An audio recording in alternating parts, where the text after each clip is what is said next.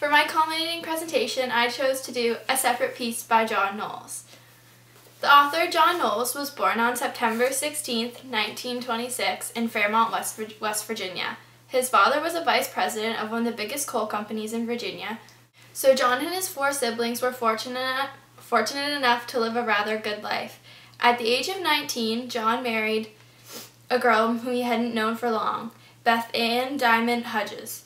Throughout his lifetime, he attended 3 different schools. Firstly, being St. Peter's High School from 1940 to 1942, and then he continued on at Phillips Exeter Academy, where he graduated in 1945. Finally, he attended Yale, where he graduated as a member of the 1949 class. He died at the age of 75 after reportedly suffering from a short illness.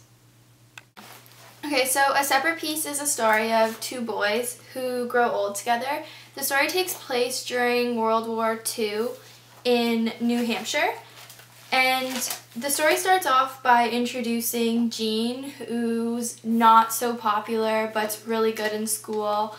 And then it next introduces Phineas, who is the complete opposite of Jean, who's does not do good in school and is very athletic.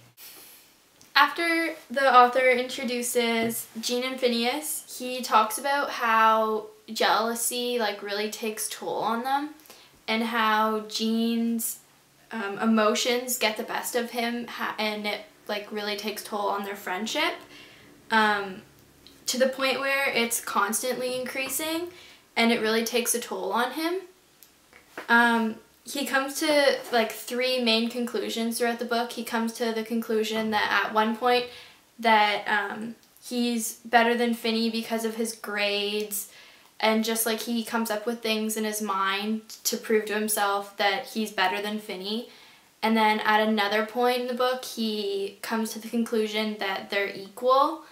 And they're equal because his intelligence is equal to Finney because of Finney's athletics.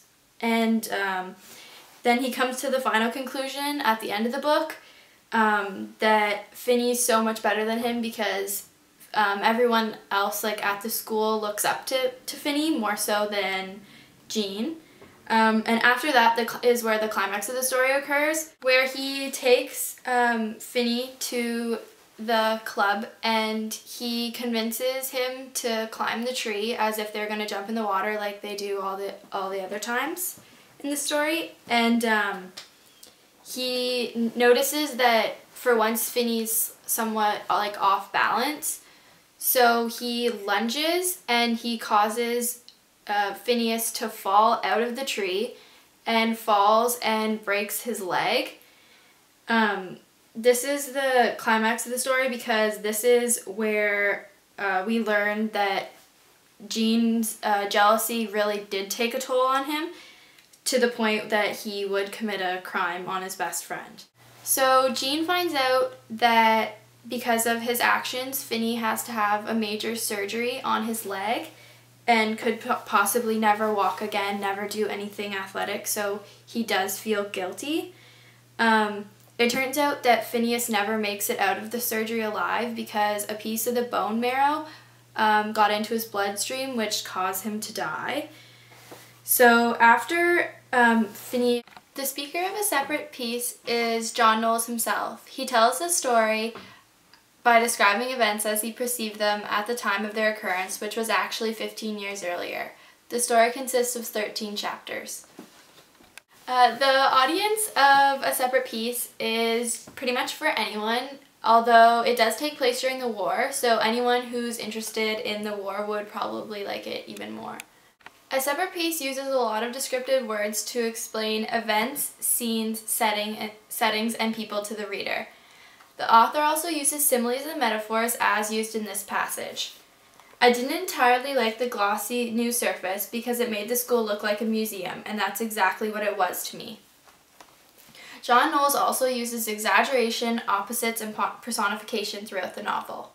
When John Knowles explains events throughout the novel, he uses a lot of adverbs and adjectives to make us as the readers feel that we're actually there, like we can really see what he's describing. An example of this is at the beginning of the novel when he's at the school and he's first describing it.